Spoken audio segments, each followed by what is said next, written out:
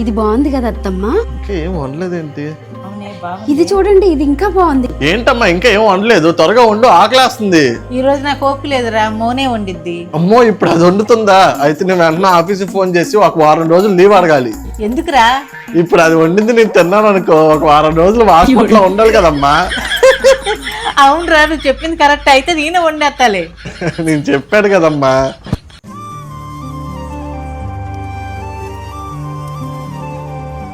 ఏమైంది ఫేస్ అలా పెట్టావు? ఏం లేదండి. ఏమీ లేదంటున్నావు కానీ నీ ఫేస్ లోనే తెలుస్తుంది నువ్వు ఫీల్ అయ్యావని. నేనేదో అమ్మ దగ్గర ఏదో సరదాగా జోక్ గా చేశాను, దానికే ఫీల్ అయిపోవాలా? సరే, నా తప్పేమైనా ఉంటే సారీ. సరే, నీకేమైనా తినాలంటే చెప్పు, బయట నుంచి ఆర్డర్ పెడతాను. నాకేం అవసరం లేదు. ఎందుకే? ప్రేమగానే అడుగుతున్నాను కానీ చెప్పడానికి ఏమైంది? నాకు అసలు మీతో ఉండాలంటేనే అసహ్యం వేస్తుందండి. మిమ్మల్ని నమ్మి వచ్చినందుకు నన్ను సంతోషంగా చూసుకోవాలి గానీ మీ కుటుంబం సంతోషంగా ఉండడానికి నన్ను హేళన చేస్తున్నారు. కానీ నేను ఒంటరిగా ఉన్నప్పుడు నీకు అది చేస్తాను, ఇది కొంటాను, అది కొంటాను అని అంటారు. అవన్నీ ఎవరికి కావాలండి? ముందు అసలు వచ్చిన భార్యని సంతోషంగా చూసుకోలేనప్పుడు